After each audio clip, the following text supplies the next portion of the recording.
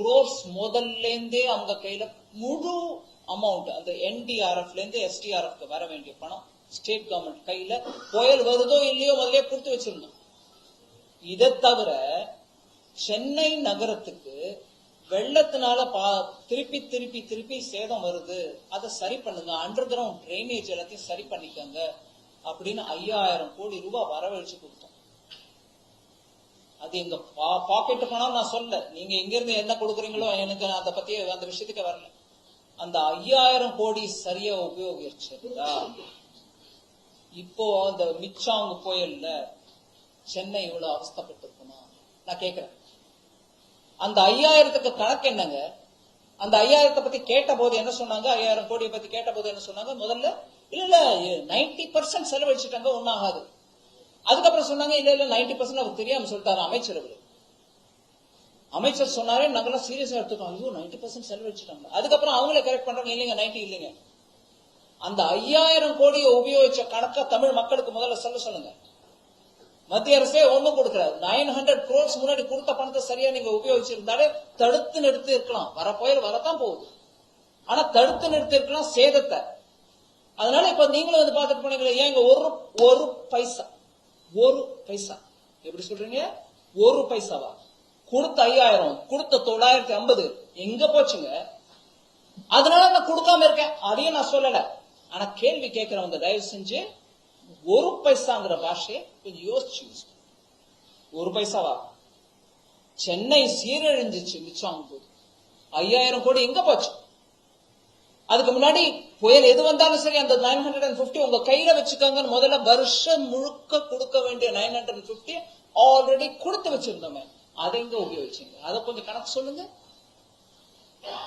வரக்கூடிய பணம், வரப்போற பணம், ஹை லெவல் கமிட்டி மீட்டிங்க்கு அப்புறம் வர வேண்டிய பணம் வரத்தான் வரப்போகுது.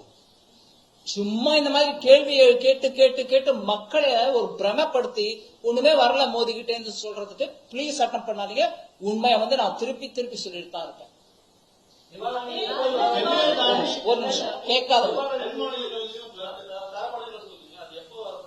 ஆமா ஒத்துக்கிறேன், நிவாரண நிதி ஹை லெவல் கமிட்டி மீட்டிங் ஆன பிறகு வரத்தான்.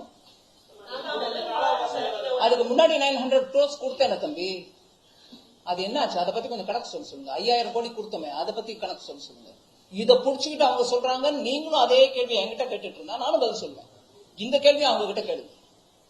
இந்த கேள்வியும் 5000 கோடி கொடுத்தாங்க இல்லையா? என்ன சென்னை டிரைனேஜ் விஷயம் எனக்கு சொல்லுங்கய்யா. எங்க கட்டுறாங்க டிரைனேஜ்? எங்க போகுது மழை தண்ணி? வெள்ளம் ஏன் வருது? பின்ன டிரைனேஜ்ல நீடு போயிடுச்சுன்னா உங்களுக்கு வெள்ளம் இருக்க கூடாது, ஏன் வெள்ளம் வருது? அதை கேட்கறீங்களோ?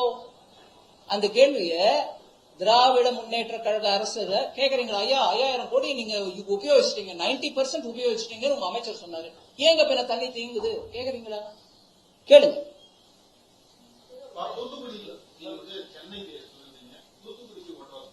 என்னங்க? இல்லைங்க, what has to be given will be given.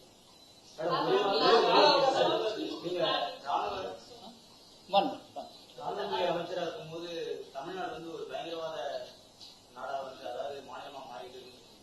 இப்ப வந்து போதையின் மாநிலமா வந்து எப்படி வருத்தத்தோட பாக்குறேன். கண்ணீர் வருது. தமிழ்நாடு இப்படி ஆயிடுச்சாங்க. நீங்க சொன்ன பயங்கரவாதம் இல்ல அதான் கேக்குறீங்க. இப்ப போதைங்கிறோம், அப்பவும் நான் சொன்னது உண்மைதான், இப்பவும் நான் சொன்னது உண்மைதான். அப்பவும் வருத்தத்தோட சொன்னேன், இப்பவும் வருத்தத்தோட தான் சொல்றேன்.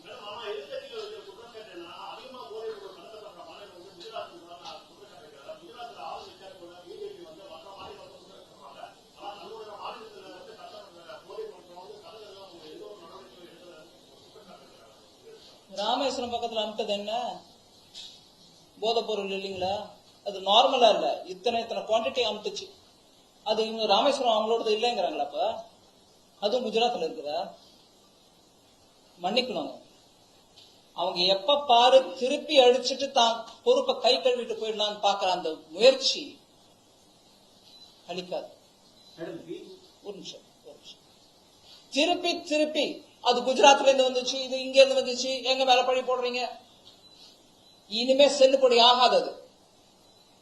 தமிழ்நாட்டில் கிடைக்கக்கூடிய போதைப் பொருள் வேற எங்க கிடைக்குதான்னு அவங்களே கொஞ்சம் ஆராய்ச்சி பண்ணி பாத்துக்கிட்டோம். ராமேஸ்வரம் பக்கத்துல பிடிச்சது யாரு? அங்க பிடிச்சது யாரு? உள்ள வர விட்டமா?